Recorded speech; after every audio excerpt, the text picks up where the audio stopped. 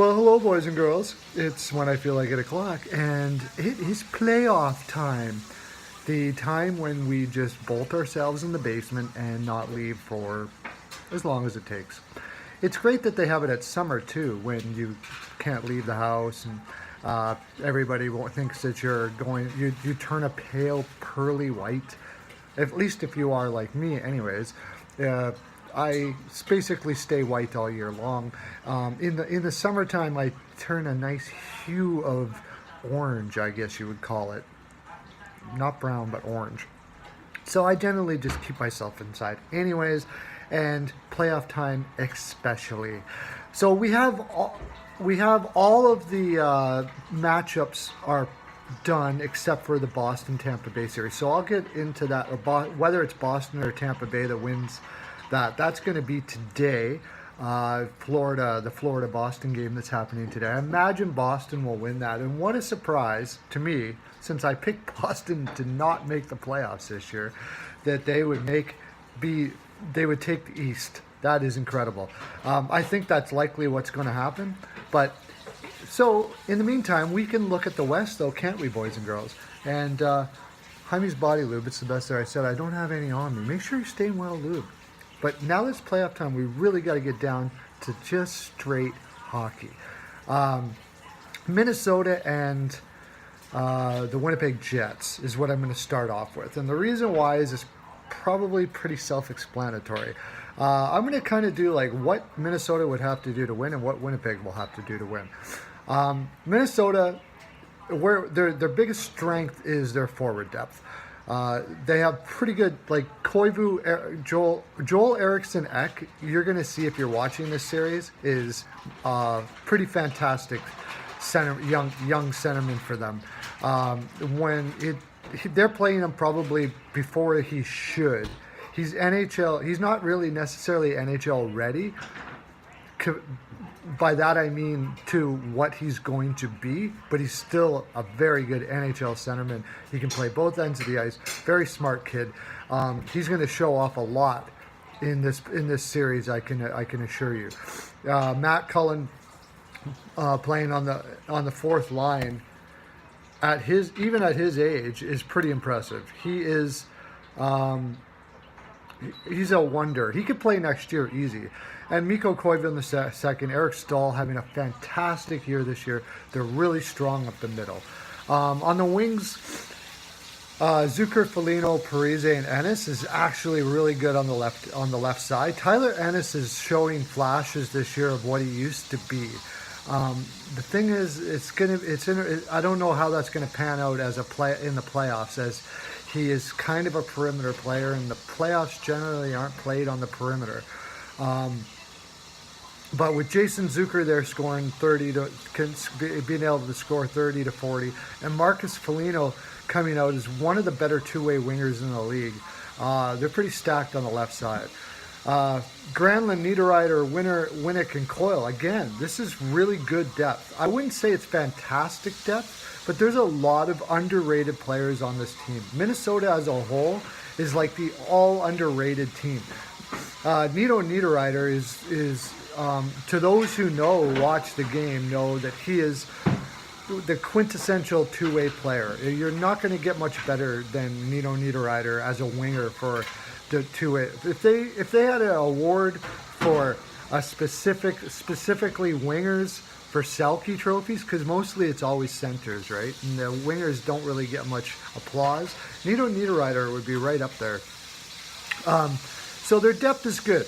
Winning, the way they're going to win probably is going to be playing four lines, getting scoring from all their lines, and playing a heavy game. They have a lot of heavy players on their lineup. Sakic, Koivu, Foligno, Niederreiter, Coyle. These are big boys that can skate. For defense, this is where the issue shouldn't be so much of an issue, but you have Ryan Suter and Jared Spurgeon hurt. So that leaves you with Dumba, Brody, and Olofsson, Ryan Murphy, who's playing very well, Nate Prosser, and Nick Seeler. Now, Nick Seeler is showing himself to be definitely an NHL player, but It's really, he has no playoff experience. Nate Prosser is a 5'6" at best. A lot of teams he'd only play on the seventh, as a seventh or an eighth. And after that, you have this Belpedio kid who I don't even really know. I don't know who he is. He seems to be handling himself well in the NHL, but that's not what you want to be saying when you're going into the playoffs. You don't want to be playing players that seem to be handling themselves well in the NHL, in the playoffs. So without Jared Spurgeon and Matt Dumba, how the Minnesota Wild are going to need two things. First of all, Devin Dubnyk's going to have to go into one of his patented, not patented isn't it, but he goes into streaks. And when Dubnyk gets super hot, he's freaking nuts. He stops everything. Dubnyk is a goaltender that can win a series by himself if he gets in that zone. The other way they're going to win, like I said, they're going to have to play along the walls. They're going to play really grinding hockey and take and wear the offense and wear the other team's offense down. They're going to have their players come back deep and make room for, and give a lot of options to these defensemen now that you don't have Spurgeon and Suter. I mean, Dumba and Brodin are fine, and Olofsson actually is come out very well, and Ryan Murphy is passing the puck well, but I mean, not to the level of Suter and Spurgeon. They're really going to have to support their defense a lot. As far as Winnipeg is concerned, what does Winnipeg have to do to win? Basically, it's more like what is Winnipeg going to have to do to lose than win this series. Minnesota's strength is Winnipeg's strength, probably even emphasized more. You got Scheifele, Stastny, Little, and Lowry as your top four centers. That is probably maybe the best in the league besides Pittsburgh. That is an incredible top four in your center. And then the wingers, I think, are the best in the league. Ehlers, Connor, Perreault as your left side. Wheeler, Laine, and Joel Armia. Joel Armia would be your number one winger on a lot of teams. Number two for sure. They're playing him on their third line, and he plays that well, by the way. They have Mark Dano as the number four in here, and they have depth that they could put in there in a lot of ways as well. Like there is Brandon Tanev and Sean Matthias has playoff experience. I mean, there's a lot of forward depth. So Minnesota's strength is even more of a strength to Winnipeg. And then you have an extremely underrated defense, depending on if Trouba's going to be ready, and I hear he is.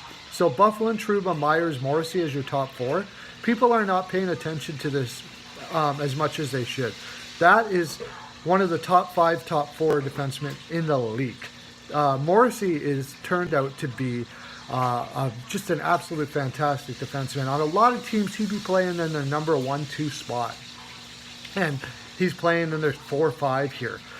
You have Kulikov, who's coming back from injury, and Toby Enstrom. You're 5'6". That's fantastic 5'6". That would be a lot of teams 3-4. They're not getting enough credit for how good their defense is. And then Connor Hellebuyck. I guess this is the one part that Minnesota might be able to pick away at. He's had a great year, but he doesn't have much playoff experience. If I'm Minnesota, I'm getting in deep, and I am shooting as many pucks as I can on Connor Hellebuyck because he's relative rookie. You might get lucky and him catch nerves and be able to pull it out. But even if they get injuries on their defense, Winnipeg, they got Ben Sherratt, Julian Malchuri, who is up-and-coming defenseman that has really shown well when he's been up, and Tucker Poolman has held his own. He's probably only going to be a 5'6" in the future, but that's in your number 10 slot, a defenseman that could probably play in the 5'6" in a lot of teams.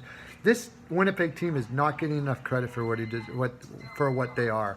I honestly would not be surprised if they win the Cup this year. So, who am I picking? Quite obviously, the Winnipeg Jets. The only way they lose is if they don't get goaltending from Hellebuyck, and even then, they still might be able to outscore the opposition. That's my full 42%, boys and girls. I'm at my life coach's house right now. I'm going to go have some breakfast, and we're going to talk life, because that's what life coaches do. Have a great day. Lots of love to you.